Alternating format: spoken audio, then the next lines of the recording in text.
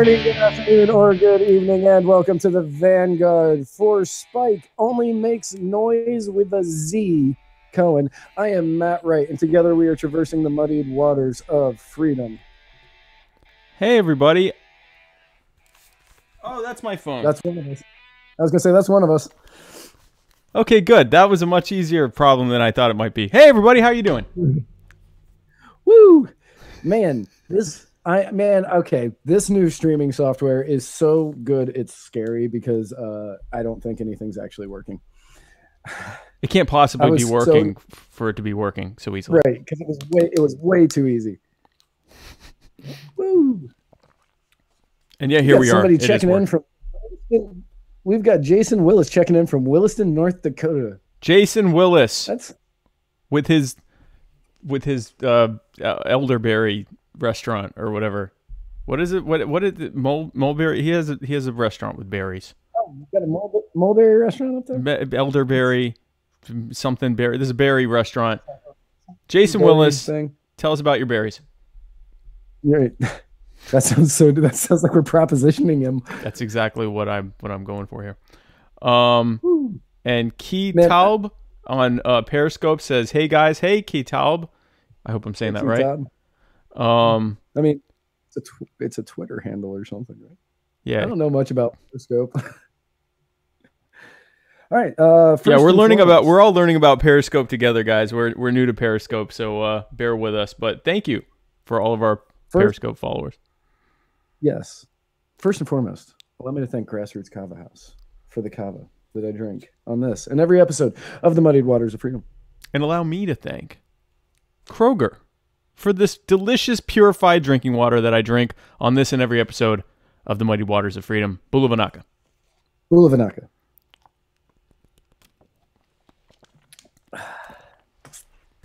We've got Mr. Adam Freeman. So I'm going to tell a fun story about Mr. Adam Freeman, who's been a guest on my show, and he's called into the others. So Adam, he's been in Texas for months now. Okay. Many months. Many a moon, they would say in Texas, I'm certain. And okay.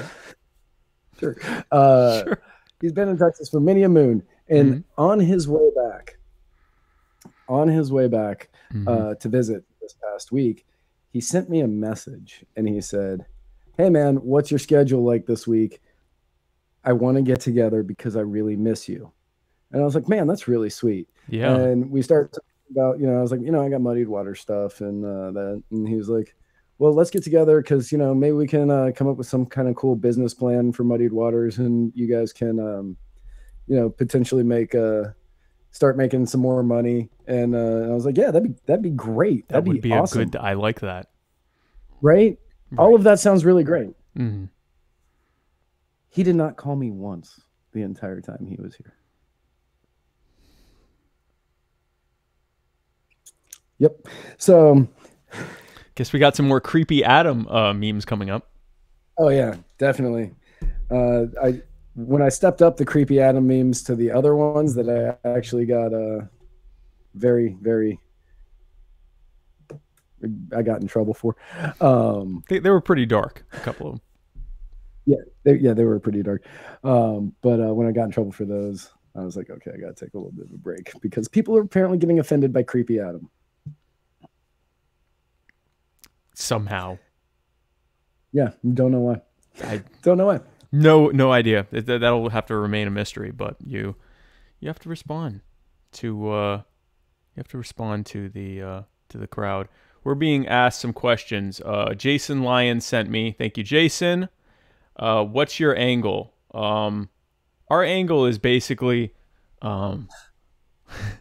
we talk about. I prefer acute over obtuse. Yes. Yes. I'm not good at geometry. But we're a right angle. A Matt right angle. Huh? Right angle. It's 90 degrees. No, we talk about the week's events and part of the house in the corner. What's that? Warmest part of the house is in the corner. Yes. Because it's 90 degrees. Yes. So we talk about the week's events, and then I rant, and Matt tolerates it. It's Yep. great. It's a lot. It's a lot better than that sounds, but that's also a good description of it. Yeah. So, the week's news, Matt. There were The some week's things that happened this week. There are some things, and I was really happy to be able to put a fun one at the beginning this week. Yes, I'm happy. I'm gonna let you lead with it because I have absolutely no idea what this is about. So this is a real free market win, guys. Like, this is just proof that the free market just unabashedly holds no bounds, because it was proven, and I'm going to say that again, proven. And if you're listening on SoundCloud, that was in quotes, that Taco Bell hot sauces save lives. Which is just fantastic news for anybody who frequents America's best Mexican restaurant, Taco Bell. That was on a poll of Americans from 2018. Don't blame me for that. There was a poll that said that Taco Bell was America's best Mexican restaurant. Yeah. Yeah. Okay. So let's go back to something that does show that the market is good. All right, go ahead. Go ahead. A story came out sometime last week. Okay. Where one guy was stranded in a snowstorm in his car, could not move, couldn't do anything, and he survived for like a week on nothing but the leftover Taco Bell hot sauces that were in his car. So he lived. He lived through a snowstorm. And then to follow that up, I believe it was yesterday or the day before. I can't remember when I was reading this article, but yesterday or the day before, another man who was from here in the wonderful state of Florida. This looks like a Florida story. It does, yeah. He gets up from his table. To go get some more fire sauce or whatever sauce was his sauce. Right. I'm not going to judge him if he went for the mild. Like, whatever, get your mild on, man. Do whatever you want. And he while he is at the counter, a 77-year-old man, 77-year-old man drives his SUV through the front window of every Taco Bell and hits the table the guy was going to be sitting at. So the fact that he got up to get sauces saved his life. So Taco Bell sauce saves lives. Just in the last week, 2 of them. Just in the last week, twice. So 2 people alive today because of Taco Bell. Specifically because of Taco Bell hot sauce. And you know it's the fire sauce. It's got to be the fire sauce. I'm just trying to picture, especially if it's the fire sauce, subsisting on that. Subsisting? Living off of that for a week, and what that must feel like. And the old tum tum. I'm pretty certain I know what that feels like. I can imagine. So it wasn't a pleasant life for that week for a myriad of reasons, but he lived, and that's all that really matters. And he can get therapy for the rest of his life, physical and emotional. Well, that's good. So, the free market apparently does work. It does provide. It provides free hot sauce. That's the other thing. So, we see one extreme where in socialist countries, people are eating zoo animals and tree bark to survive. And then we see the other extreme where subsisting. Thank you. Irish of Idaho says subsisting. Thank you. It's what I thought it was, but if you had said subsiding, I would have said that's what I thought it was. But they're finding anything they can just to eat to live. And then here, in the obese states of America, there's literally free sauce packets everywhere. Like we were out of town over the weekend, and I had made something at our hotel room because I eat most of the meals I make myself, and I didn't have any salt, and so I walked to a Wendy's and grabbed a bunch of salt. And they were fine with it. They didn't care. And they're going to get their money back because we go to Wendy's a lot. So they'll be fine. But that's the free market. And if we had... You go to a lot of Wendy's. What's that? You don't go to a lot of Wendy's. I do not. The family, the Cohen household, goes to Wendy's a lot. Okay.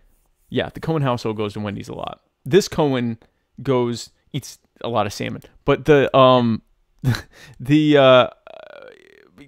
were fine with that. And if we had gotten stuck in a snowstorm in South Carolina in March, we would have had enough salt in our car to have hypertension for a week until someone found us. Irish of Idaho says I could live off my sauce drawer for a month. I think we have a lot of sauces in our car. I think I'm going to have to go with Irish of Idaho here. I believe that I could also live off of the, I believe they call it a packy drawer. I think I could live off of the random sauces in the packy drawer. Who calls it a packy drawer? Man, I don't know. I learned it on Black Jeopardy on SNL. Was this a result of your episode with Chris last week? Yes, it was. What do you call the drawer with the hot sauce? Oh, that's the packy drawer. Oh, okay. That's the packy drawer. That's the packy drawer. Oh, okay, I see what you're doing there. Locks, yes. Yeah. Jason Wilkes knows about locks, specifically Nova locks. But we're not going to do that with this.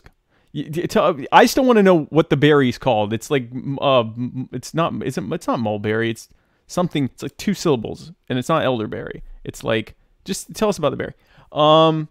So that's a good thing that happened this week. We of course have to talk about. This is my best segue that you're going to get on the show. The terrible thing that happened this last week, which is of course the mass killing of Muslims in Syria by the U.S. military. Oops, sorry. I meant the, oops, did I say that? The mass killing of Muslims in a mosque in New Zealand by Brenton Tarrant. That's the kind of mass killing of Muslims that's bad. That's the bad kind. As opposed to the other type of mass killings of Muslims that's not mass killings of Muslims. That's democratic mass killings of Muslims. Way different.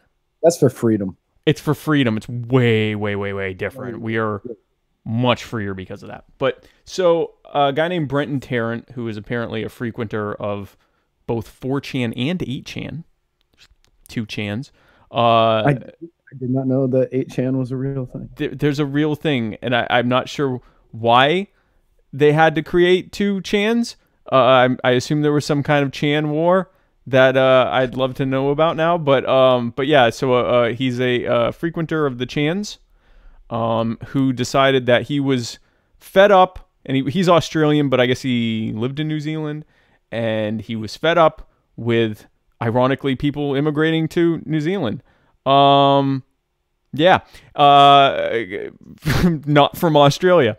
But so he got upset about that, and he wrote this pretty lengthy manifesto, which was kind of a combination of standard white nationalist propaganda, some little bit of eco-terrorism, eco-fascism thrown in there for good measure. Yeah.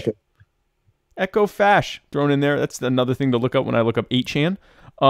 And couple of little trolling references. In the video, he said to subscribe to PewDiePie, which I'm sure he's thrilled about. I'm sure PewDiePie is thrilled about that. Oh, yeah. He was super excited about that.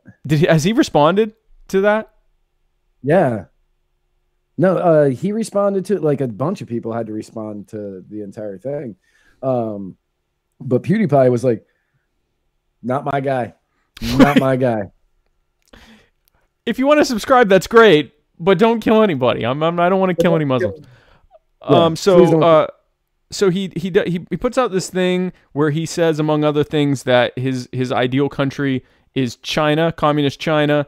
That he was inspired to become an ethno-nationalist from playing Spyro the Dragon 3, and that he also learned to kill people and floss on them from playing Fortnite. There's just a lot of trolling in his manifesto.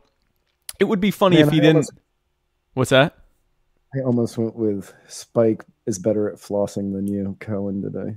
That would have bbeen apropos. Maybe not Um, apropos. In a way, it is apropos, but then also please don't. But so then he apparently live streamed after he put out this manifesto. He then live streamed, hopefully not using Restream, but he was on more than one platform, so God knows how he did that. Maybe right. he figured out Nginx.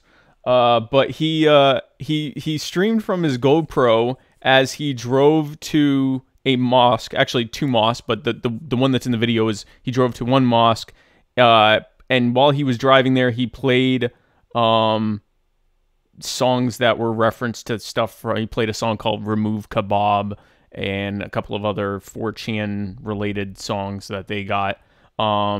And then he pulled into the, and I made myself watch it because I do this show and my show, and I figured I need to know what I'm talking about here. And I kind of wish I hadn't. He pulled into the side parking lot, walks into gets out his gun, gets out his one of his rifles, I think actually two of his rifles, goes in and just starts shooting up the place, kills a bunch of people that were in the main prayer area, goes back out to his car, gets more magazines and rifles, and another rifle, comes back in and goes around basically just shooting each individual person to make sure they were dead. It was almost like watching someone who was like a pest control person spraying ants. Like that's how casually he was just murdering these people. And then he goes back to his car again, gets a shotgun, goes out and just starts looking for people in the parking lot to shoot. Oh, and at one point he was also just shooting people in the street. Then he runs off, gets in his car, drives off, goes a few blocks up to what I believe was a hospital, shoots that up, and then as he's driving to the next mosque, his video cut off. We know that when he got to the second mosque, one of the parishioners, one of the Muslims there, choke cherry. I saw that like 5 minutes ago. I was just like, we're right in the middle of this. I'm not interrupting. Choke cherry. So then he drives and shoots out of his windshield at the oh no, we already said that. So a Muslim guy with a gun, I guess either fired it at him or in the air or something and scared him off, which kind of tells you a story about what would have happened if more of those Muslims had guns, how fewer people would have died as a result. There was actually a guy in the first mosque who tried to tackle him, and he shot him as he was coming up to him. And I think, well, there's someone that, if he had a gun, maybe only 2 or 3 people would have died, as opposed to 50. And then it wouldn't have been world news. Well, he did live stream it, so it would have been world news. It would have been world news, but it wouldn't have been what it is. I mean, this is, this was a pretty gruesome thing that he did. Someone said, Breakman70 said, what kind of rifles did he use? I'm not sure. I know it was 2 different types of semi-auto rifles and what I believe is like a 12-gauge shotgun. I don't know the specifics. And the way I look at that is I don't really care which one he used. Because, I mean, to me, that's irrelevant. He could have gone in there with a knife and stabbed 49 people, and I would have looked at it that, it's an awful situation. Or he could have made a nitrogen bomb and driven his car into the place and killed probably more people.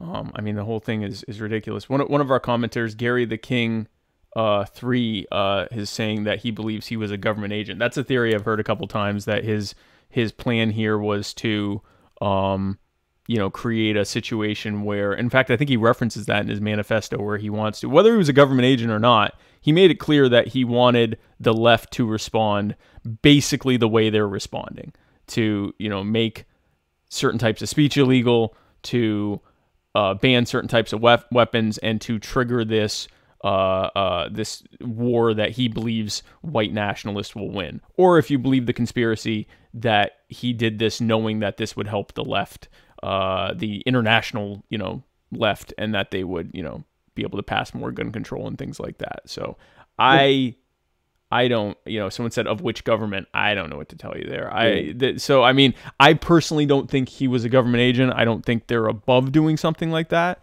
But I mean, I don't know. I don't know. He could be. I don't. What do you think? I I don't think he was a government agent. I think he was just another whack job who, Yeah, I mean, for all intents and purposes was just out there, and he wants his fame, and this is the best way he knows how to do it. That's just kind of what I think about that one. Like, it's a tragic event that happened. It's an awful event that happened, and like I like you, I watched the video because like the circumstances in which I watched the video, I wasn't planning on watching it there, but I watched it while sitting on a very public street and while people were walking by and looking at my screen, and I lied and told them it was a video game that was very realistic because I didn't want them to think the new Doom. Right, yeah. No, I'm just sitting here at this tabletop bar in downtown St. Pete watching this guy mow down on Muslims in New Zealand. I was like, no, it's a new realistic video game. Like, oh, okay. And they just kept extremely realistic. I'll tell you something. I worry that this is going to inspire people to do this. I actually had thought before, I'm like, someone's going to take a GoPro, and this was probably years ago now, but I'm like, someone's going to take a GoPro and kill people, and that's going to be a thing. Like, that's like, it's something that's going to happen because everyone's doing stuff with GoPro. The quality's so good. They can live stream now directly from the GoPro. Like, it's kind of scary to me. A couple comments here. Gary the King says the left and right are one group using Hegelian dialectic to control your lives. That's correct. Yeah, I mean they're all part of the same authoritarian rope-a-dope that they do back and forth, and we've talked about that quite a bit. Irish of Idaho says, should the video and manifesto be public? That's a really good question. That is a really good question. Yeah. Because yes, but I mean yes. Yeah, I that's a simple answer. But like, people were at the rate that they were being shared initially. I see why Facebook and other places were taking everything down. I can understand that, but as far as should it be public, yeah, it should absolutely be public. It shouldn't. It's up to a private company on whether or not they want it to be on their platform, but it should be out there for you to be able to find. That's the thing, right? Like, so if you want to find it. Like Facebook and YouTube and the rest shouldn't be required to show it or whatever. Like if it violates their standards of what they want to have on their platform, in the same way that like if someone said, hey, I want to watch this in your house, I already watched it and I didn't want to watch it then. So I don't want to watch it now. So I that's one thing. But to say, and someone mentioned the person that I don't know if they actually got 14 years or they're facing 14 years for sharing the video. And someone said, well, yeah, but they were sharing it saying they supported it. 14 years. 14 years. 14 days. You can't criminalize not liking someone or hating someone. You can't criminalize, you shouldn't criminalize these things. And you definitely shouldn't criminalize sharing a video. Let's take that to the logical conclusion. Right now, we have people denying that, for example, the Holocaust happened. Okay? Now, let's say we made it illegal to show any evidence that the Holocaust happened. I mean, that's ridiculous. Yeah. Like, that's absurd. And I don't think anyone's going to watch that video who wasn't already hateful of Muslims and go, yeah, this is a good thing. I think if anything, someone who was on the fence about it would look at that and be horrified that, like, okay, I may have a problem with Muslims or I may be scared of Muslims or whatever, but I don't want them to be killed like they're, ants, or rats or something. Like it should absolutely be public. I do understand that the risk of copycat is real. I get that. Like I do understand that point. But like you said, for somebody to be like, okay, yeah, this is what I'm going to do, they have to have like a predilection towards hating that group or desiring to do harm, that kind of harm to somebody. It's not something like it's, okay, well, this is what I'm going to do today because I saw it. Because I watched this. Right. if that's the case, like video games, movies, books, Looney Tunes. Yeah, good, yeah, that works. I remember growing up and watching Bugs Bunny dress up like a woman, kiss Elmer Fudd straight up on the lips so hard that he actually rose from the bench that they were on and got all red, and then he shot him in the face. Yep. Show of hands, who got motivated by that to be a murderous transsexual furry? We have no way to know how many people's hands just went up. I am somewhat nervous about how many hands might be raised right now. Right. Sound off in the comments if you. Yeah, if Looney Tunes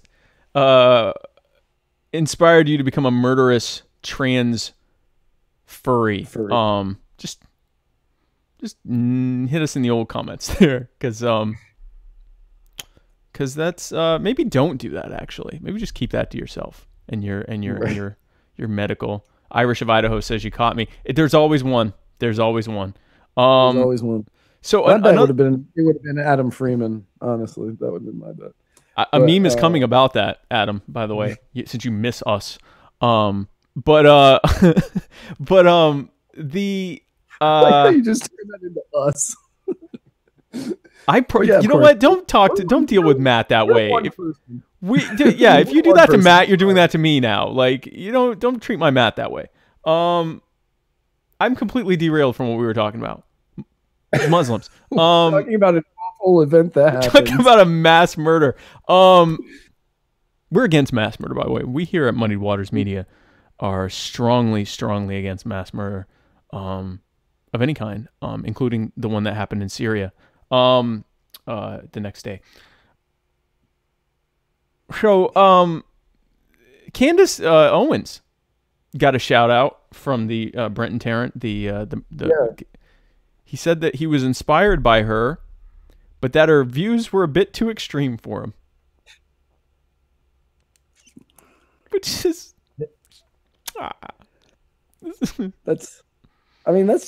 that's just great trolling. What makes me upset, obviously, outside of the obvious, I'm upset that 50 people were murdered and 40 others were harmed, and there more than likely be more people that get murdered. Outside of that, I hate how good some of the trolling was in this manifesto, and that we can't appreciate it and be like, how about that, right? Because then he went and murdered a bunch of people. It'd be like if Hitler wrote this awesome joke book and then, did the Holocaust, and for the rest of time, these one-liners would be untouchable. You could not use these one-liners, and they'd be good, and everyone would be like, you'd say, hey, did you hear the one about the duck at the lemonade stand? And they'd go, you mean the one Hitler said? And he'd be like, listen, I can separate the artist from their work, okay? We don't do that here. But we don't do that. No, we definitely don't do that here. we do. There are many things we do here, and that's not one of them. Fotini Henderson says, go ahead. Yeah, I was just agreeing with you. That we don't do that, yeah. She said, Candace was too extreme. He hasn't heard of y'all. I'll tell you what, Fotini, if Candace is too extreme for him, he might have turned us off. But you know what? I wish he had watched us, because we definitely would have at some point said it was bad to kill lots of people, which we say often. We would have pointed out that Spike and I, we really don't discriminate against anybody, and we actually are kind of for open borders, and we're pretty libertine, we're not all about the murder. Yeah, the murder thing is definitely, agree to disagree on the border thing. Hard stop at murder. Holcomb Monica says it's bad to kill people. That's we often say on this show two things. We say that rape is bad and we're against it. There's a need for us to say that often, and then we also say often, yeah. And then we say that and that we are against murder. That's another thing we often say. There are genocide. There are a few things that we have to sometimes step back for various reasons and make sure that we have made it clear we're against. Eric Damewood says that's out of my comfort zone. That would be one of the things in the book that would absolutely be in the book. Let me tell you a little bit about Eric Damewood. Eric Damewood is a guy I hang out with like 3-4 nights a week. Oh, okay, good. And he is a dad joke extraordinaire, and it makes me want to slap the beard, the poorly grown beard, off of his face, because he's so quick with it, and you'll say something and he'll just go something along those lines, because like I'm not that quick. Yeah, and that's out of my comfort zone, and it's like, I hate you. That is an extreme dad joke there. That's extreme. That is a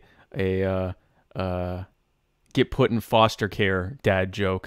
That's a bad one. Jason says, "Don't you start talking bad about beards." Your beard, Jason, is I keep shaving. I shave more often now entirely so that my beard doesn't accidentally get compared to yours, because I just don't. I'm not for it. I'm not built for it. And I'm not here for that. But so take away from this, because this is obviously the biggest story here. With the least amount of notes. Yeah, no, this was. But I mean, we can wing it on this one. Murder is bad. Murder is bad. Murder is bad. Murder is bad. Don't do it. The big thing here is that we're now seeing what's going to happen as a result. Everyone is saying, "Oh, we need to ban guns," or the big shooty black ones. We need to ban the scary guns. New Zealand, I believe it was today. I believe New Zealand announced a plan to ban the big scary black ones. That'll fix it.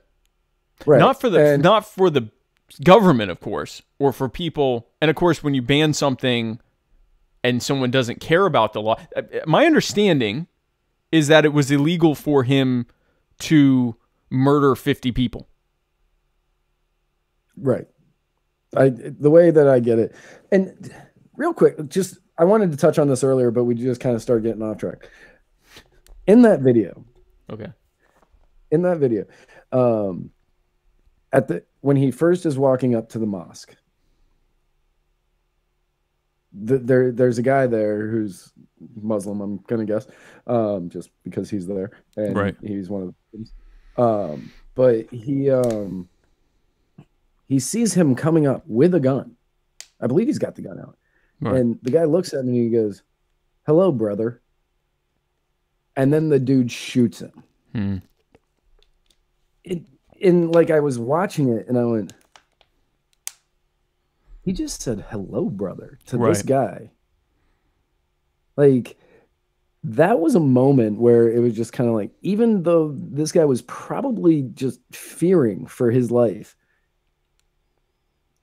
he still was like, no, I'm still going to be kind. Right. To someone who more than likely is about to kill me. Right. And that's it was just a really poignant moment of that entire thing. Like, it was those two words that guy said, just the hello, brother.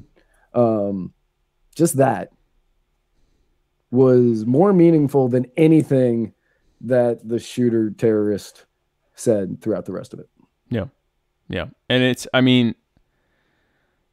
so there's a lot of places to go with this, because this is where I do my obligatory anarchist rant about this situation, which is that we've been conditioned that it's okay to kill lots of people who didn't hurt anyone in certain situations. So, for example, when I will compare this to, the killing of a bunch of Muslims in Syria, either the next day or the day after, probably more than 50, immediately the same people that have been saying, oh, this is horrifying, it's so terrible, with solidarity with the Muslim community, they go, well, but that's collateral damage in a war.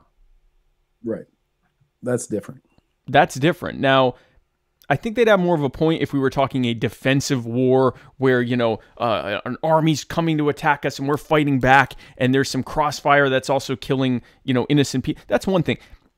Choosing to, because we don't like the people, or because the U.S. government doesn't like the people in charge in Syria and doesn't like some of their actions, and also doesn't like some of the groups that are fighting against the government in Syria, and also, that there's a strategic chess game thing here going on in the Middle East, and a bunch of innocent people get killed in the process. That's not a justifiable thing. That's no more justifiable than this guy saying, I'm sick of Muslims moving into my adopted country that aren't, I'm sick of people moving in that aren't my color or religion. I'm going to start killing them.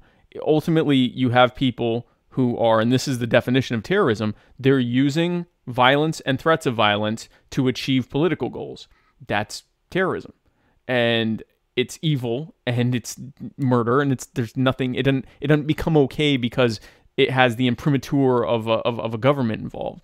So anyway, that's my thought on that. And none of these bans are going to do anything except make it worse. And Monica says, but the other mosque, the guy that ran him off had a gun. We had mentioned that earlier. And yeah, I mean, imagine if that guy had been at the first mosque. Imagine if, I said to someone today, I said, the best way to stop a shooter is to shoot him. That is an effective anti-shooter measure. And I think it's a bad idea. I think it's a bad idea what they're doing. And I think that it would be much better to, this is something where freedom would make people safer too. Right. So I have speaking of horrific things that you can't stop, and that also there's not a way to, Beto O'Rourke. There is no segue for that. Beto O'Rourke. You go from mass murder terroristic event to Beto O'Rourke. An almost equal horror. Right. Beto O'Rourke. Robert Francis O'Rourke, whose father... Go ahead. It's from the Deadpool. Hey, Francis, don't call me Francis. Oh yeah. The Ajax or whatever. Yeah. By the way, Beto, we call him Beto on this show because it's not a real name. We call him whatever we want. By the way, I call myself Spike, so a little bit of hypocrisy here. But I'm also not claiming to be a Mexican. I don't call myself Spike. I don't claim to be Transpanic. Beto's father said that he gave him the nickname Beto, because it was a heavily Mexican area and it would help him ingratiate himself to the area or something like that. And then Beto gave this ridiculous response to hearing that. It was like, oh yeah, well, I care about the community or whatever. I don't know. So if you haven't figured out yet, we aren't Beto fans. Beto fans. Beto. But I will, he announced his presidency and he raised $6.1 million in 24 hours, which is I believe that's a record. And it just beats Bernie Sanders, right? No, Bernie Sanders did 4. Ron Paul did 6. So Beto beat Ron Paul's record. Yeah, that isn't depressing. So Beto, who is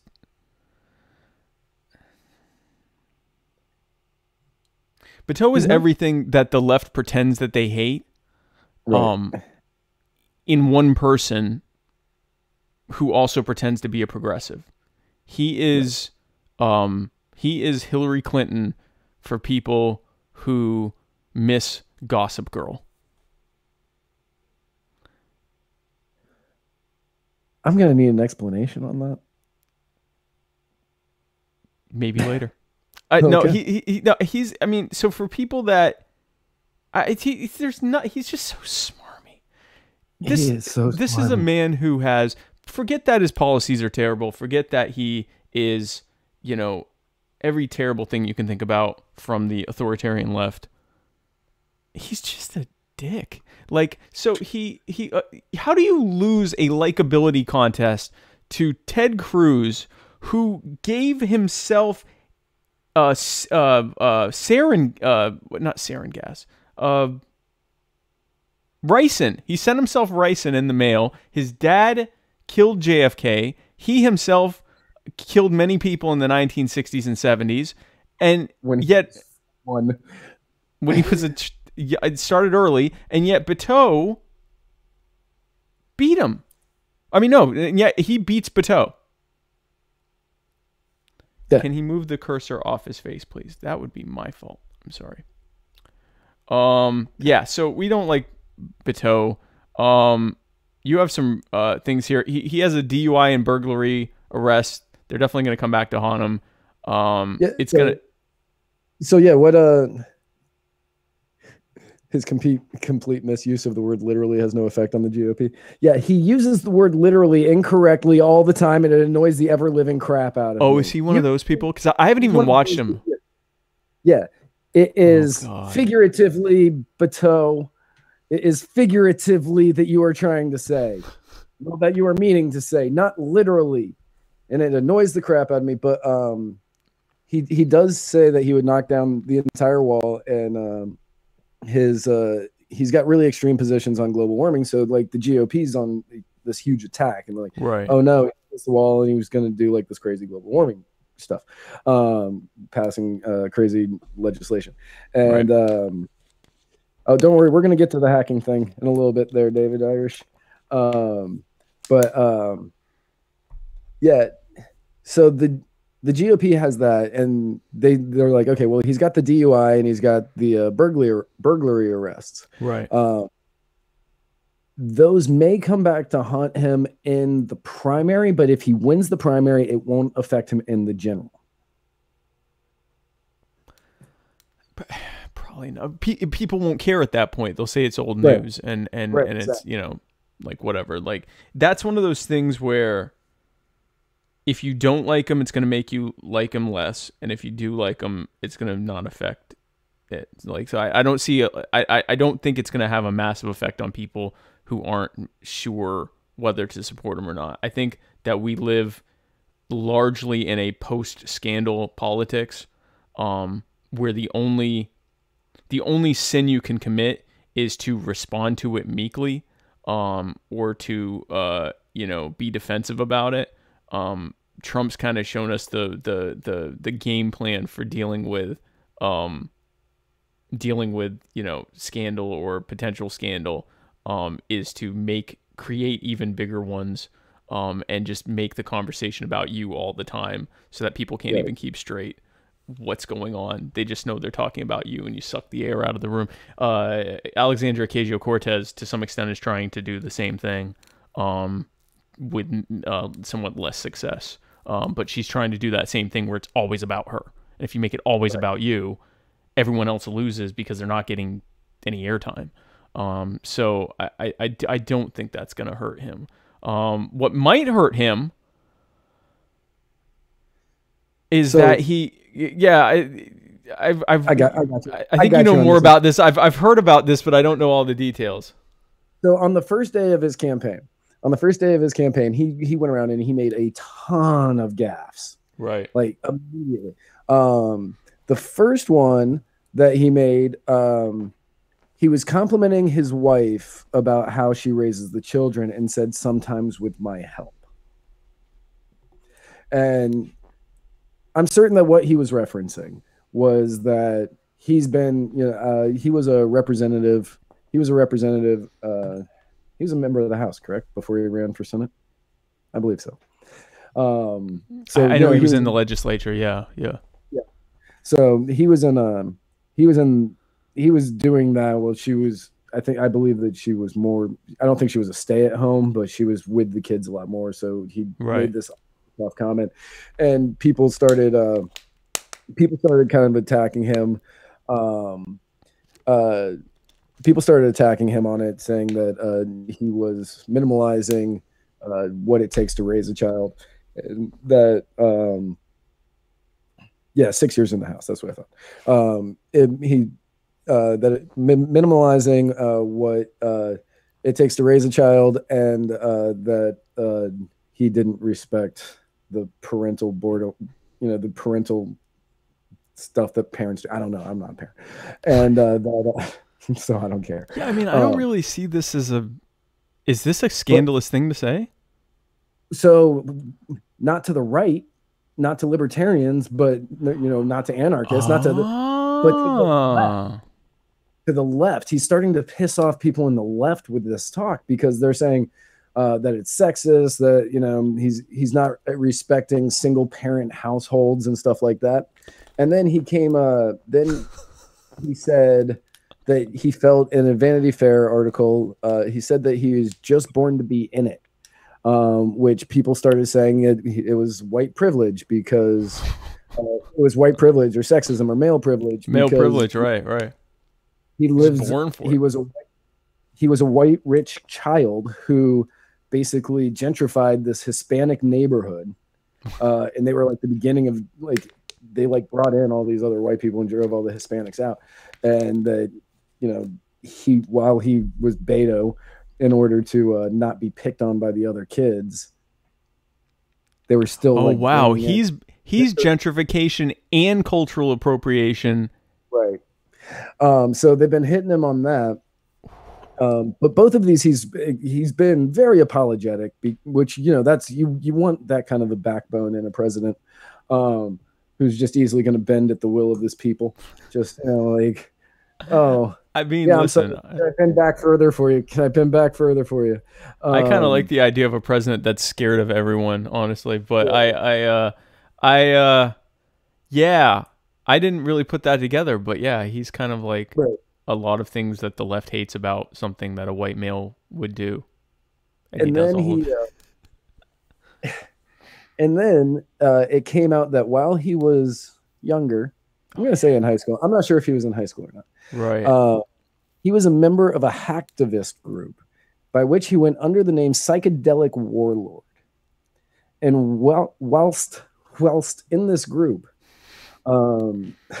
he wrote a hateful murder fantasy, which, because I'm the kind of person I am, I took a segment and I wrote it, I inscribed it here, that I'm going to read on this episode of the Writer's Block.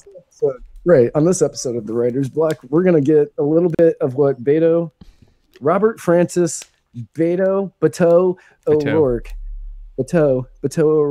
is like as a writer when he was younger. I wish I knew how to do his voice, by the way. One day, as I was driving home from work, I noticed two children crossing the street. They were happy to be free from their troubles. This happiness was mine by right. I had earned it in my dreams.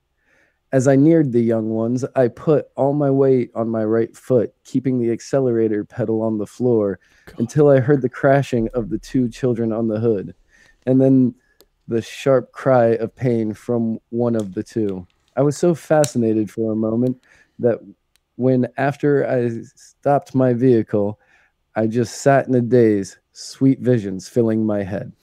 This is the guy that raised $6.1 million in 24 hours. Probably before that. Before people had read that. Oh, Lord. This is similar to Bernie's writing about how women fantasize about being raped, right? Yeah.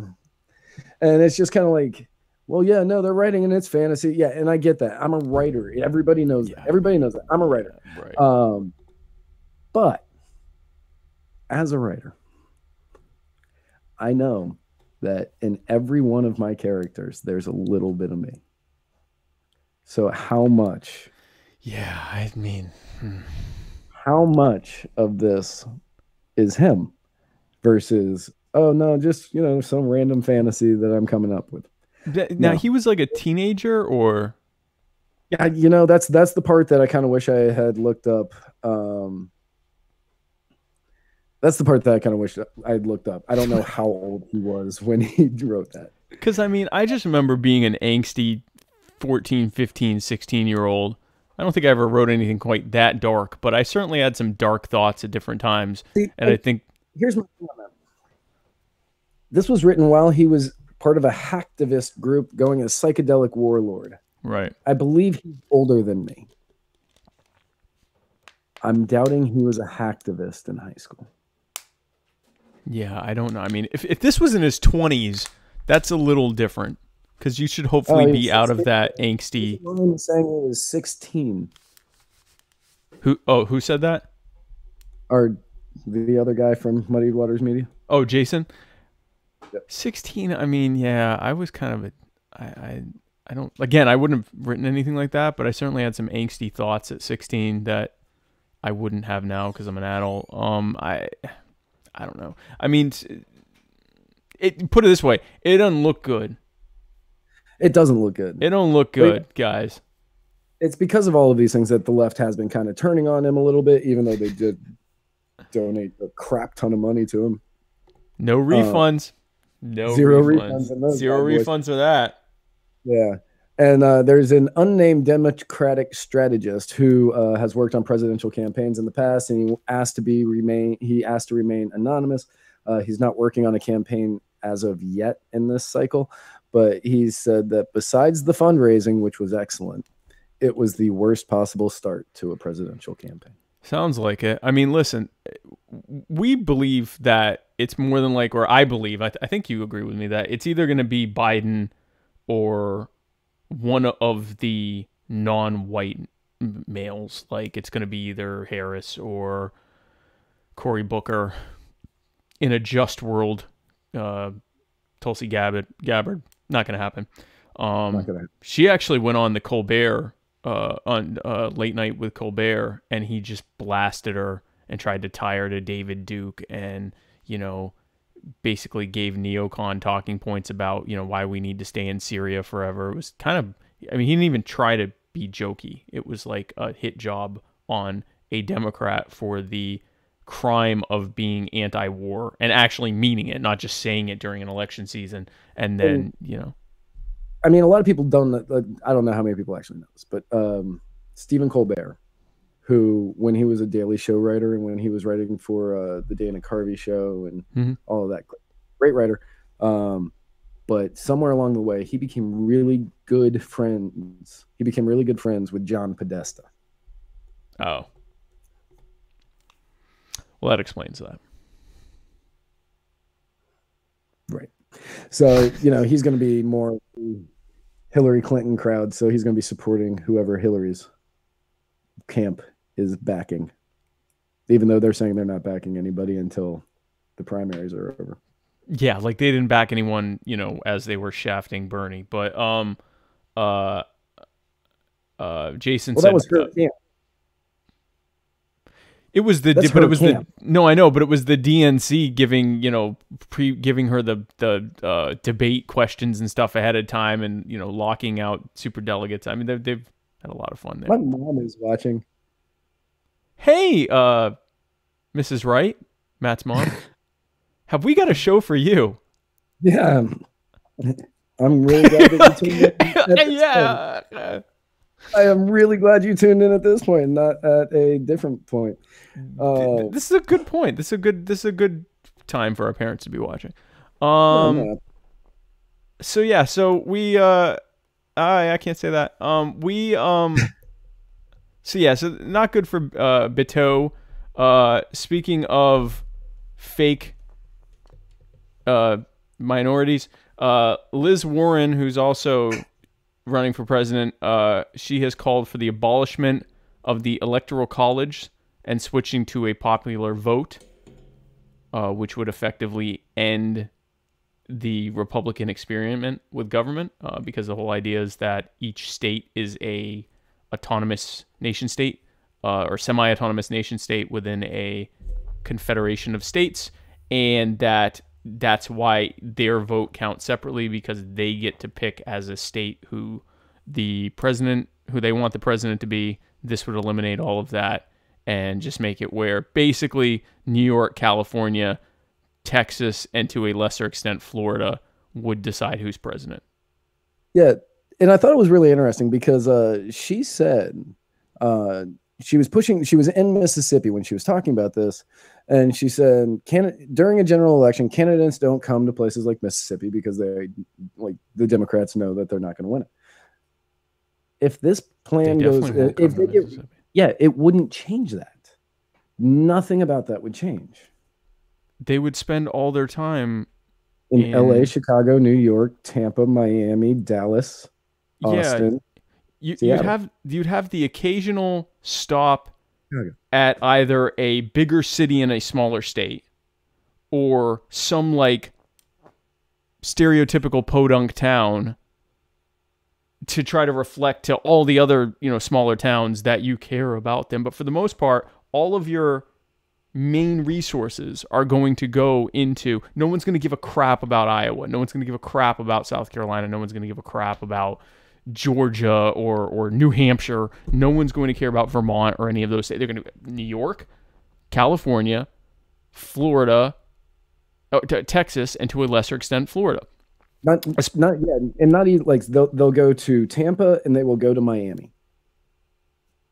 Yeah, and that's the other thing. They're going to hit just the main population centers in the main states. Like you're going to hit a couple dozen states. It'll be easier for the campaigners. But in terms of the idea, and again, I'm an anarchist and I'm slowly turning Matt into one. The idea of representative government is a farce. But if we're going to even try to have a representative government, it ain't going to happen from someone saying like, all right, who has the most people? Okay, I'll visit there. And only there because that's where I'm going to, because there's diminishing returns. The amount of time I can spend to talk to an audience of 10 million or 2 million and use those same resources to talk to an audience of 500,000, 100,000, 80,000. I mean, Wyoming has a population of, I think, 700,000. California has a population of like 30-something million. Like California would be a medium-ish sized country if it were its own state. So no, that's a terrible idea. She also called for reparations for the descendants of slavery, which, by the way, guys, whether you think that that's a good idea or not, if you're on the left and you want to lose to Trump in 2020, not 2050, in 2020, push hard for the 70% white country, none of whom were directly involved in slavery, and most of whom weren't adults or weren't even alive during segregation and Jim Crow and all of that, and tell them we're going to take money from you to give to people who also weren't alive during slavery, and also those things didn't happen too. There's a long conversation we can have about reparations. I think that the government itself should dismantle large parts of itself and sell it off to give in reparations for a few different events, including slavery in the aftermath. But the idea of a reparations scheme where people are taxed or debt is run up in their name. First of all, everyone's taxed, so we're going to take money from black people and give it back to them. Like, it's a stupid idea, and it's a guaranteed way to make sure that the Democrats definitely lose to Trump. So keep pushing that. If you want to look at some, I think the most recent polling on it, and this is from 4 years ago, was that a Pew Research poll was like something like 70% of Americans were against it. So yeah, good luck on that. Yeah. Yeah, and I don't see that number. I do not see that number going up. It didn't go up enough for that to be a good idea electorally. Like, so you have a relatively unpopular president, which I think that's overstated because of his strong core base of support, but that's another subject. You have someone with a lot of built-in structural problems. His likability is not that high. I mean, there are people who vote for him, but they don't really like him. There's a lot to do there where you can come in with ideas that are popular, and there are a lot of, I hate to say it, there are a lot of leftist ideas that are popular with the general public. slavery reparations is not one of them. They are extremely popular with the far left and black people, and that's it. That there's no other demographic, racial or ideological demographic, where that isn't wildly unpopular. So anyway, so that's not a good idea. Nope. So, speaking of people who are never going to be president, there's actually two. Speaking of people who are never going to be president, Kristin Gillibrand. Is it Gillibrand? Gillibrand? I think it's a hard G. Gyllenhaal. That's really what she reminds me of. Gyllenhaal. Well, that's Gyllenhaal.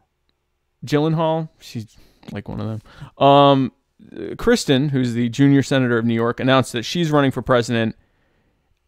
She's guaranteed to have zero impact in the race. Which is funny. I thought she already had. So when I saw that in the notes, I was like, I thought we already reported it. She may have said it again because no one I think responded the first time. Yeah, she may have been doing an exploratory committee the first time. Oh, okay. And then now she's officially, yeah. Jason says, do you think this is a call to keep... Is it Gillibrand? Okay. David Irish. Jason says, do you think that this is a call to keep or bring back... I think we lost Matt. Oh, Matt. Matt. Yep, there we are. Lost Matt for a second. Yep, and he's gone. Anyway, Jason says, do you think this is a call to keep or bring back black voters after walk away or Brexit? Sure. I maybe. I don't know. I think walk away and Brexit were always somewhat overstated. We may be getting Matt back. I think you're back. Okay. Jason was saying, do you think that the reparations thing is a call to keep or bring back black voters after walk away and Brexit? Maybe. I think, honestly, you think so? Yeah, I mean, I can see that. It makes sense. It's like, let me pander to you more on something that I know I'm never going to be able to give you. Well, and that's the other thing. Like, even if you got elected having promised that, now it's definitely not going to happen. But it's especially not going to happen because you're not going to get elected on that being even in your top 10, policy things that you're saying. Here's the thing. The idea of telling someone, Yang Gang, that we're going to give you money because you exist is really popular. It's even more popular to say you are due this money because of a horrible thing that happened. And again, I'm not going to spend the time talking about my thoughts on reparations. They're way more nuanced than they probably sound like they are. But what they're proposing, bad idea, not popular, and great way to make sure that Trump wins re-election in 2020. And if you push hard on it again, great way to make sure whoever the Republicans put for at least the next 2 or 3 generations.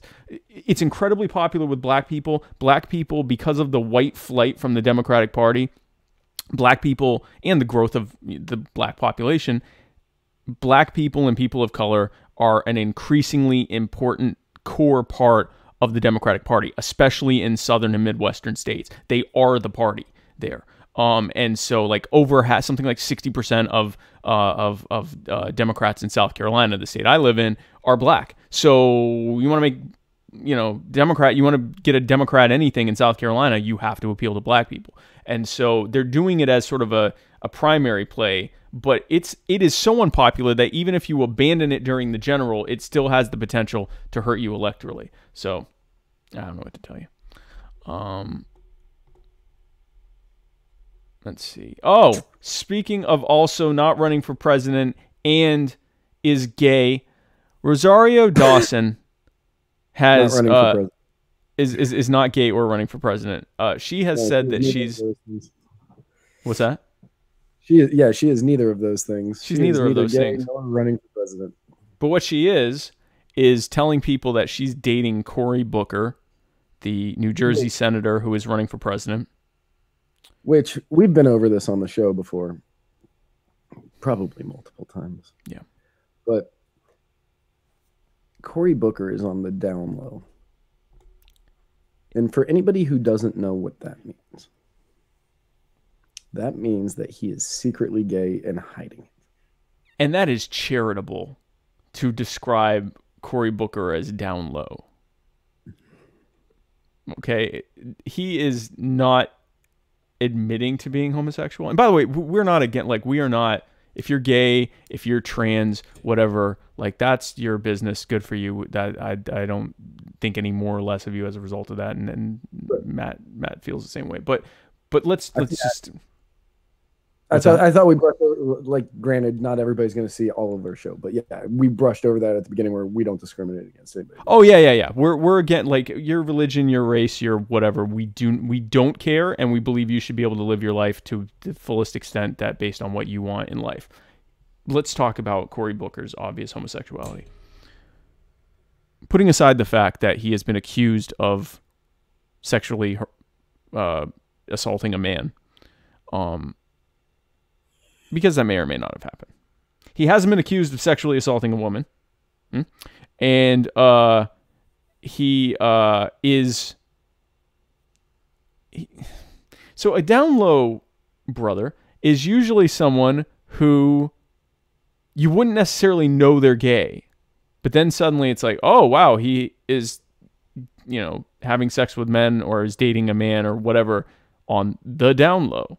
Like, we don't... you didn't, there was no reason to think that. He's, I guess down low is a way to describe it because he's really holding on to that. Rosario Dawson. Okay, first of all, I'm not gay. Okay. Sure. All right. Don't care if you are. I'm dating Rosario Dawson. Get the fuck out of here. Oh no, your mom's watching. Dropped in, yeah, she's probably not watching anymore. Yeah, I like that you dropped the F on though. Just like, yeah, this. What? Okay, first of all, Rosario Dawson, I've had a crush on forever. Like, I don't remember the first time I saw her in a movie, but I know that I've had a crush on her for basically since that moment. Hashtag Matario. No, I'm good on that right now. Our last hashtag get mad at date thing didn't work.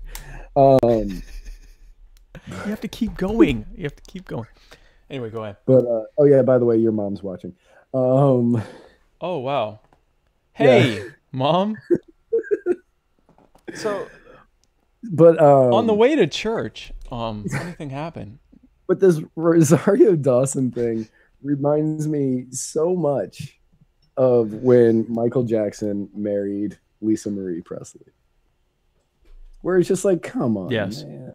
Like, I get it. You can't let people know about your secret shame, which we all know about now, but like in a big way. And like, I get that. Like, you want to keep that hidden, but you're saying that you married Elvis's daughter. Like, his second fake marriage made a lot more sense because that was like with his kids that are somehow white. Right. Yeah, because like, at least that was a longtime friend that had been with him like for years. Right. They'd known each other for a long time and they were really close. So it's like that was like, okay, yeah, that makes a lot more sense. Right. He was really known as being a recluse that didn't like go out and do the party thing. Like, yeah, right. Where did you and Lisa Marie Presley do it? Presley. Let's have this secret relationship for however long and then come out and get married. And we're going to kiss on MTV just to prove that it's real. Awkwardly. Because I've seen movies and it's not always real. Let me say something. I both do and do not want to see Cory Booker and Rosario Dawson kiss, and not a rehearsed one where they're just hanging out, like, touching each other's shoulders and saying, yes, we are dating, how in love we are, it's indescribable, and someone says, kiss her! And then he has to launch into a diatribe about how she has agency and that he can't just do a thing like that, and she just stands there uncomfortably. Because that is the Cory Booker we all know and love. That is the Cory Booker we all know and love. I could see that, actually. I could see that playing out exactly how that goes. That's because he's not. Is he going to do it? Like, is he going to? Oh man, that's One that. hundred percent. He'd be like, no, she's not comfortable in this moment when everybody's like, no, It's it's you, it's Corey. it's yeah, and she would go, "It's okay," and they'll say, it's that and Virginia Governor Ralph Northam doing the moonwalk. These are the things that Yeah, these are the America things deserves to see. absolutely. My mom thinks that I blocked her. I didn't block you. Why would I block you? yeah, I love you. I wouldn't block you. no, But yes, we want to see that. we definitely want to see that. And Spike would never block his mom. I would never block her. That's absurd. That's funny that she watched this time of all times. So what do we? So we have savaged the Democrats, which is not. We're not usually this one-sided on savaging Democrats. We're usually pretty piss everyone off at this point. But you know, like, so most of it we were trashing on Beto, and you know he just announced a campaign run. So of course, right. And then that just obviously leads to Elizabeth Warren, which obviously leads to Kristin Gillibrand, which obviously leads to Cory Booker. Right, obviously. So, I mean, it's just hard not to. It's hard not to go down that path. When you talk about Beto, like immediately you're going to find yourself talking about Cory Booker and Rosario Dawson. I just don't. There's nothing I like about him. Just outside of his policy, this man live streamed his own teeth whitening to show he's an everyman. Because, you know, that's a thing that every man would do. I just don't. He is. There's so many memes that I want to show you that are in my head and about him, and all of them are true. I will not spam our page with them after this episode because I learned my lesson last week about spamming the page with memes all at once. But so now to show that we aren't Republicans, this is actually purportedly a libertarian channel, libertarian show. So Trump issued his first veto last week of the so for those who I would imagine if you're watching a multi-hour long libertarian podcast, you probably already know about this, but in case you didn't, and if my mom's still watching, Donald Trump signed or announced a national emergency in order to secure funding to begin construction on the wall, the Mexican border wall, or the continued construction of the Mexican border wall that he was not able to get in negotiations with Senate Democrats, which is how an emergency works, I guess. Mom just threw so much shade at you. That's awesome. What did she say? Don't forget to watermark your meme.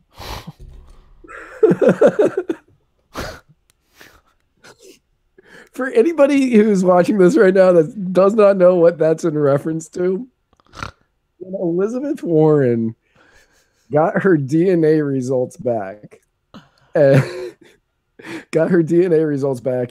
it turned out that she was 99.991% white or whatever it was, but they used that evidence as proof that she wasn't lying. Right. Spike made a meme of Elizabeth Warren and said, it's okay to be 99.991% white. Which became the most popular meme on Facebook that day. It did. And not on our page. Not on our page. I mean, it was the most popular meme on our page, but it was easily the most popular meme on our page as well. But maybe a billion people saw it that day. Yeah, I did not watermark it, and it was used in presentations on how to make a proper meme. Yeah, it was used a lot. It was probably close to a billion people saw it. If you are watching this, you probably saw it. Yeah. If you're not watching this, you probably saw it.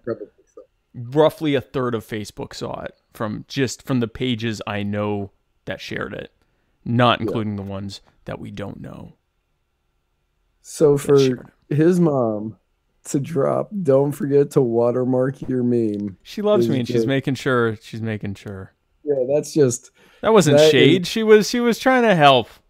Thanks, that Mom. is comedy gold I right definitely will there. not forget that. No, I won't. I will. I will watermark that meme, and I'll think of you when I do it now. Whenever I watermark a meme from now on, I'll remember this. Nice. So I'm glad everyone's enjoying that bit of comedy. Thank you, Mom. So he passes this thing, and this national emergency. The Senate votes against it fairly overwhelmingly, but not enough to overcome his veto. He vetoes it. This is his. Correct me if I'm wrong. This is his first veto. I believe it was 61-39 was the vote. The vote to overturn the veto. No, that was the vote to veto. That was the vote to overturn the emergency declaration. Was 61. Oh, okay. Was okay. I think you need 75. Yes, 75. 70 to 75 to overturn a veto. Whatever you need, there weren't enough, and he vetoed it. And I don't think I love you too. I'm not mad at you. He vetoed it. It's not going to get overturned. So now it's going to go to the courts. But so here's the thing with this emergency. First of all, this is not an emergency. Like this, no. If something is an emergency, you deal with it right then. You don't negotiate it for 2 years and then go, well, now this thing that's actually slightly gotten better in this time is now an emergency because I couldn't get, the people I was negotiating with to work with me. You need 66. They had 59. Okay, yeah. So, I mean, they pretty decidedly voted against it, but not enough to overturn a veto. So, at any rate, here is a president who, well, he comes from a party that talks about limiting government. He himself has not really talked a lot about limiting government. He's run as a somewhat radical populist who will grow parts of government. He hadn't really run as a conservative. I mean, he's talked about deregulating a lot of government and rid of a lot of the redundancies in government, which is that's a very conservative ideal. But other than that, and it's a good one. It's a good idea too. Yeah, no, I mean, when he's deregulating and like cutting back on government, I'm like, yeah, you keep that up. He cut the funding Department of for his budget proposal. Nice. That just came out not too long ago. He cut the funding for the Department of Education, like a lot. Yeah. I can't remember what the final number was. It was good things. I was These are all good things. You were getting so much closer to that zero number we need that to be at. It is closer to zero than it was before. So, and it's hard to please an anarchist and an almost anarchist, a minarchist.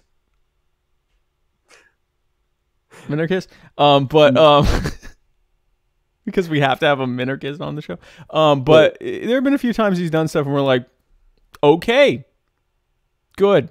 But this is not one of those. So his first veto of all the things that have been brought to his desk, the first thing he vetoes is a check and balance on him, his power to basically subvert the congressional, legislative process and say, no, I need this money because it's totally an emergency. In a somewhat cynical way, because he even said himself, I didn't want to do this, and I didn't have to do this, or I didn't want to do this, or he said something where it was like, basically he said, it's not an emergency. Like, this is an emergency is something you absolutely have to do. I think he said I didn't have to do this or something like that, but it's like, this is not an emergency. Like, so that is your chair I keep hearing squeak, right?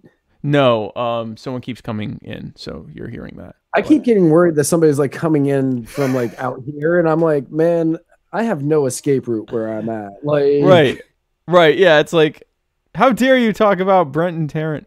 Right. But no, yeah, no, that's not the door, and everyone's safe. We're all safe here. Yeah. So I mean, this was not something that we should be happy about. Like, if you're a libertarian, even if you're a libertarian who thinks that the government should control, immigration, or that a wall is needed. This would not be the way to go about that. And it also, it does, so there have been other national emergencies before. There actually are some that are still on the books. And Jason has been a little bit more eloquent with this than I have. But my understanding is this is the first example of, this is the first precedent of a president signing a national emergency to get funding for something, I think. Or something. If Jason's watching, please tell us what the precedent is. But it wasn't a good one. It was not a good precedent that was being set. So we are definitely not. That's not a good thing. And I'm not sure. I have a feeling that the courts are going to strike it down. But by the time it gets to the court, if he's replaced Ruth Bader Ginsburg at that point, then maybe it'll pass. I don't know. But it definitely, it will make it easier for a Democrat to pass an emergency Green New Deal if and when they ever come back to power. Right. I was actually I was talking about this the other day with somebody, and because the subject of Rand Paul came up in a very roundabout way. Okay. Because libertarian, so obviously his name gets dropped. And I was asked if I thought whether or not Rand Paul's vote was a good one, and I said, yeah, because what he's doing is unconstitutional. Right. To which the response was, and I'm going to dumb all of this down just for sake of time. His response was essentially, but they've done it. And I said, well, two wrongs don't make a right. Whether or not you whether or not you agree with the president or don't agree with the president, we have to live by the Constitution. Well, they aren't. Well, that doesn't matter. Do you want to hold yourself to a higher standard? So then why not vote for them? These damn and the Democrats do it as well. Our guest that was on earlier that was talking about the Hegelian dialectic between the left and right, the march back and forth. The left is in power, they mistreat you. You go, oh, I got to vote for the right. And then the right comes in and they mistreat you, and then you vote left and blah, blah, blah. All of that to say that the Democrats do this too, but this is a common refrain from both statist parties, both the Republican and Democratic parties. Those damn other party members, they are subverting the Constitution and doing unethical and illegal things, and then they get into office and do unethical and illegal things and say, well, they do it too. Oh, does that make it okay? Right. So I guess just this is coming from a lot of this is coming from the generation of people who told me as a child, if Spike jumped off of a cliff, would you? Right. Two wrongs don't make a right. Yeah. Right. If Spike robbed the liquor store, would you? Probably. If Spike ate all the gefilte fish, would you? I would not eat. Gefilte fish is terrible. But I might have robbed a liquor store, and I think you probably would have joined me. It's just, yes, actually, yes. Yeah. But gefilte fish, no. I have limits. I have boundaries. And life limits. I'm not going to jump off of a cliff. Definitely not going to jump off a cliff, and I'm not going to eat gefilte fish, which is disgusting. Why you would do that to a white fish? Rob a liquor store. When I was an addict? Oh, yeah, no, 100%. Your liquor or your life. My mom's still watching. So your liquor or your life. Speaking of do what I say or I kill you, Vladimir Putin. That was actually a good segue. That was a good segue. He signed a bill that makes it a crime to, and I've only read the headline. I pray to God you've actually read an article about this. I did. You did? Yeah. Good. It makes it a crime to disrespect the state, the Russian state, and spread fake news online. So now the government is deciding what is fake news, and it's now a crime to spread it, and also to disrespect the state. That's not open-ended. So please tell me this isn't as terrible as it sounds in the takeaway. No, it is. It's just as bad as it sounds. They didn't say, like, there were no punishments that were like actually in the article that I was reading, but yeah, if you say anything that disrespects Russia, if you say anything that disrespects Russia or anything that disrespects Putin, then you're kind of, I don't know, Russian for dicked. And if you say dick skied, you're dick skied. You're up Poopskis Creek. And if you spread fake news online, which of course Russia does have a state-run news source, right? Yeah. They have state-run, and then they have like Pravda, which is the Communist Party news. Right. Actually, I don't think they're the Communist Party, but it's like whatever the party is that's in power, their news service. And then you have RT, which is their news service to other countries. Like here, we get RT and stuff like that. So, but yeah, it's state media. Right, it's state media. So if you say anything that the state media would not put out, or anything that is against what the state media is putting out, that's going to be fake news. Yeah. You would also then be in violation of this law, and you would be able to be punished under this Russian law. Now, granted, none of us are Russian, so we don't really need to worry about it. Well, maybe some of us are Russian. I don't know who's watching. But probably most of the people watching this episode or listening are not really privy to this law. But this is the kind of law where somebody's going to see this law, and they're going to see some sort of, the state-run media is going to put out how good it's been for the country. And that country will then put out something like this. Like, this is something that can spread. This is something awful. Oh, easily. Yeah. I mean, this is a terrible thing. And there are other countries that already have this, but probably none that are as, with the exception of China, there's no other major country that is this repressive of of just general public sharing stuff. And China, that's kind of baked into the cake. It's something that we hope they're not going to be able to, as their country grows in affluence and per capita income and wealth. We hope that leads to a stripping away, increasingly wealthy people saying, "Hey, I'd like to also be free too." We hope that it leads to that. Whether it will or not, it's a whole other subject. With Russia, this is kind of a throwback to the USSR days, where it's like, that's not from approved media. You can't share that. And that's pretty horrifying. And when you think of the fact that, I mean, the Russian government acts, I mean, every government is essentially organized crime. They act like a mafia. They just use different terms for everything than what a private sector organized crime would do. But they act like a mob in other countries. I mean, they drop pellets of radioactive isotopes in people's, they poison people with radioactivity and stuff. Like, I mean, pretty rough customers. So for them to now decide, yeah, no, you can't tell people things that we don't like we're going to punish you for that. That's pretty brutal. And they also dope in the Olympics, and that's not fair.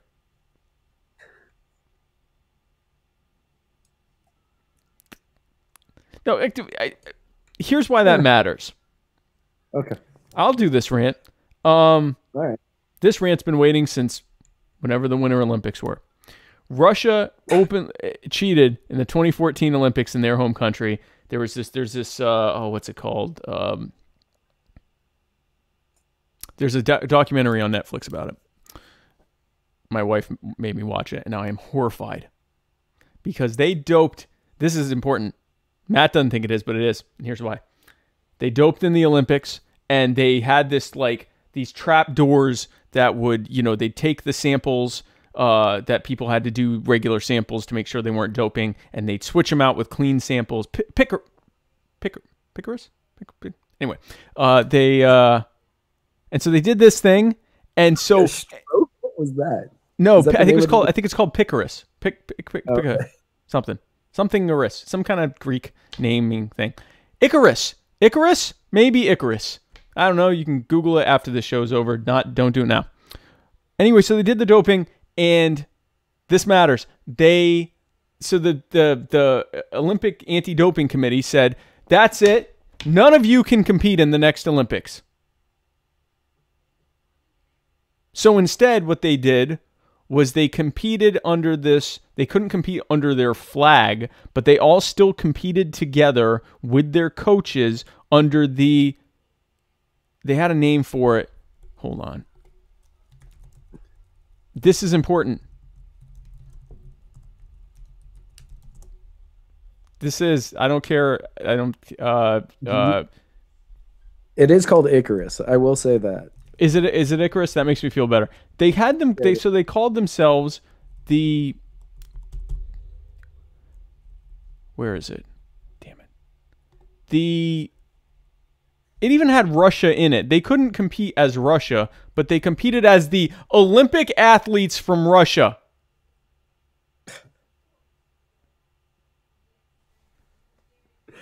Did they really? And they still doped. They still came out all like their veins all, and then like, figure skating, and they were doing all this stuff. And yes. And they cleaned up. That's what you're looking for in a figure skater, is a roided out, muscle bound, definitely not by any means graceful skater. Yeah, that's what you're looking for. It's unfair, is what it is. And so, screw you, Russia, specifically for that. That makes me upset. I know that they do sponsor our show on occasion, but I'm not happy with them right now about that. Well, you should have been unhappy with them in 2018.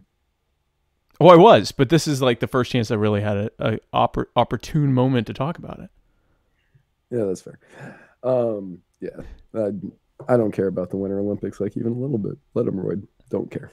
I shouldn't care. No, you shouldn't. You can't compete, Russia. Okay, we'll be the Olympic athletes from Russia. Okay, but you can't use your flag. Okay, we'll just use this flag for us, and we're from Russia. Oh, okay. It isn't. I shouldn't care. Yeah, and the real reason that I don't really care is because if the Olympic athletes from Russia won awards, the only reason that Russia was out of it was so Russia didn't get awarded the awards. But that's not it. Anybody that's seen Rocky IV or Creed II knows that's not what matters. The fact that you're a Russian who can bring home a gold or a heavyweight championship belt is what matters. Otherwise, you get shipped off to Ukraine. So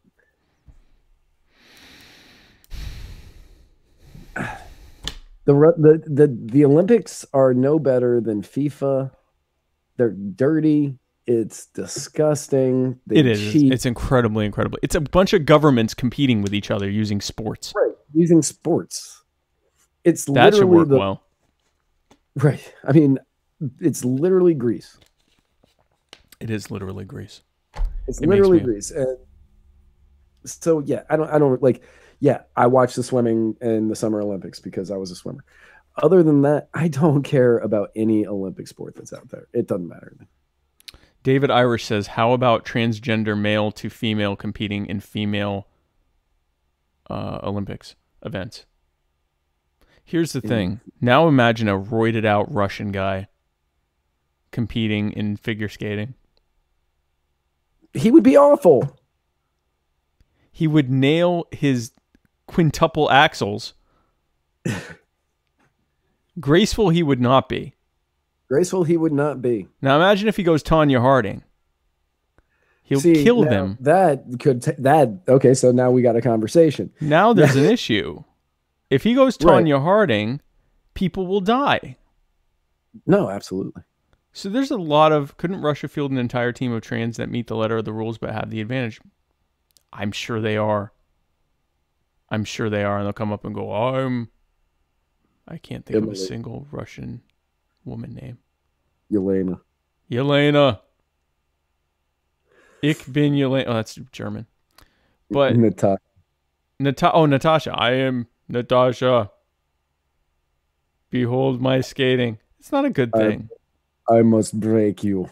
I break you. Yeah. Imagine Dolph Lundgren coming up. I am Natasha. I am here. Pretty princess. You. I dance to Bach. Anyway. Right. So we're against that, but Matt doesn't care. Dolph Lundgren doing ribbon twirling. I am pretty princess. So I have an episode tomorrow. Yes, you do. Was there anything else? I think we hit it all, right? No, we covered it. Murder's bad. Taco Bell saves lives. All the Democrats so far are pretty much making sure Trump's going to win. Trump's making sure he's not a good president. And Russia is no longer a place of refuge for libertarians. And Rosario Dawson apparently has no problem being a beard. Rosario, come on now. Cory Booker tried to make a sexting scandal with a stripper on Twitter. He tried to have his own sexting scandal, but he was so milquetoast in what he wrote to her that no one cared. Because he's gay. And it's okay if you're gay. And no one cares. No one cares. If you're gay, be gay. Like, I mean, go be a gay guy. I'm dating Rosario Dawson. No, you're not. No, you're not. And when your kids look exactly like her, Michael Jackson was a black African-American, dark-skinned black African-American man. The fact that he did a bunch of surgery did not change the fact that he was genetically a dark-skinned black African-American man. No one in his family was not a dark-skinned black African-American. Okay? His kids are white. Yeah, Paris is real white. Like white, not even mixed, just white. And people go, oh, well, you know how Michael looked later. That doesn't carry into your genes. Doesn't matter. No, that is not part of the mathematical equation that equates children. Right. That's not, your DNA didn't get disrupted. Now you're Caucasian.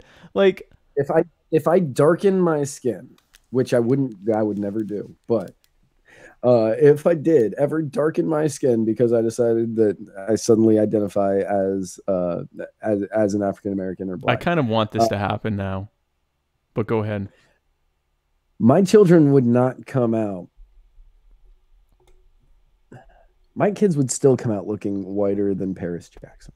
They would still, not much whiter because she's pretty white, but I just yeah. But anyway. I mean, look at me. They're coming out real white. Oh yeah, no, they're gonna be super. They're gonna be Irish white, Irish spring white. They're gonna be cool. Yeah. So enough of that, Corey. Enough of that. So tomorrow is My Fellow Americans, my show. Let's talk about my show. I'm having my guest that I was supposed to have last week. We did not have my episode last week because of the great Facebook outage of 2019. And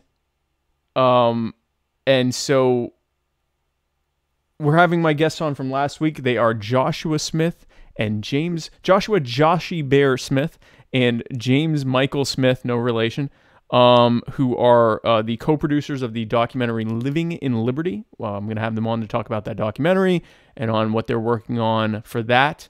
Matt, who do you have on for the... Will you refer to James Michael Smith, no relation, as a piglet at one point for me? I will now, yeah. Yeah, because then you'll have like Winnie the Pooh and Piglet. Joshy Bear and Piglet. I wonder if I can put like a little honey pot in between them in the that should definitely make them happy. Yeah, they'll love that. I like my guests to be happy. And that should be a way to do it, is to put a little where it says HUNNY, like, you know, and maybe Christopher Robin behind him, like, No, it's from Winnie the Pooh. It's Hunni.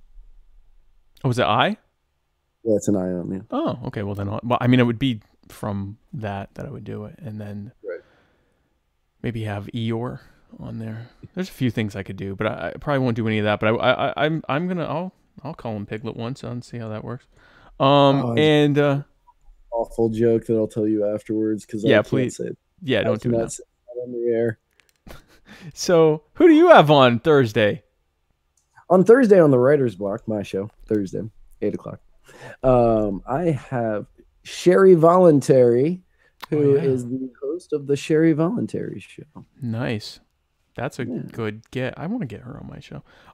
So that's at 8 p.m. Eastern. When we first started talking, she's like, "So, what are you, libertarian, minarchist, anarchist?" I'm like, "I'm minarchist, leaning towards anarchist at this point." And she was like, "Oh, good." I was like, "Oh God!" Like this entire show, like at first I was like, "This entire show is going to be her trying to convince, like, just like do that last poll and just get me all the way off." How far has Spike gotten you? Let me do the rest of the way. Like, where are we at? And I was like, oh, and then we were just talking the other day, and she kind of clarified what she wanted to talk about, and it's gonna be a good show. It's gonna be a good show. I'm definitely looking forward to it. Cool. I look forward. And so that's 8 p.m. Eastern. My show is going to be 9 p.m. Eastern because I'm having to accommodate Joshy Bear, who is in California, and Piglet, who is in the UK.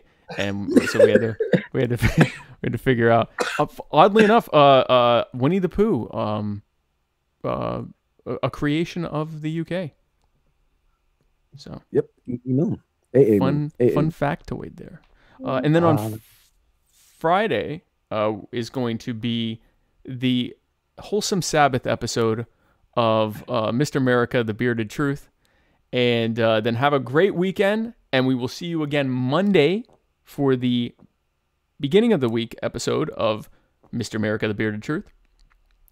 And then check us out here next week, Tuesday the 26th for a very special episode of the Muddied Waters of Freedom, where Matt Wright turns and Matt Wright turns 1 year older. 1 year older than the very young age that he already is right now. That's right. Exactly. Special birthday episode. And then on next Wednesday, my guest. Oh, I'm not having a show next Wednesday because it is my wedding anniversary weekend, and we're going out of town doing a thing. Joshua Smith just said, "Were you guys talking about me?" Or yes, Joshy Bear. Yep, we sure were. Bear. Cannot wait to have the bear on. Bear. What's that? Cannot wait to. I'm just a silly old bear. That's better than my Winnie the Pooh would be. So, Matt, also my hair. Yeah, I was gonna say that could go a few different ways. So if someone was trying to find us on the internet, could they even do that? And how? They could. There are multiple ways that somebody could find us on the internet. You can find us on Facebook.com/Muddied Waters of Freedom. You can also find us on the Twitter at @muddied_waters, and you can find us on the Instagram at Muddied Waters of Freedom. And you can find us on the YouTube at, get ready for it, youtube.com/Muddied Waters Media, because we wanted to change things up on you. And this and every other episode is available on muddiedwatersoffreedom.com. Good. Well, that's good. I'm glad to hear that. There was the thing I was going to say, and I can't even remember what it was now, but it doesn't matter. So, guys, thank you so much again for tuning in, and we will see you tomorrow for my show, Thursday for Matt's show, Friday for Jason's show, Monday for Jason's show, Tuesday for our show, and then you won't see me Wednesday. And Joshua asks, Matt, I'm coming to the LPF convention in Tampa. I can expect to see you there, right? Yes. Well, yes. I mean, you can expect to see me around the LPF adjacent convention. to the convention. Adjacent, yeah. I'll be in the area, and I don't know if I will be in the actual convention. I have a lot of people who don't like me there ever since I published some articles. Would they be there though? Different articles. So guys, thanks again for tuning in. We're gonna end it on that. Thanks again for tuning in, and check us out the rest of this week. And I was gonna say my thing that I say, but that makes no sense. Where we're going, we don't need roads.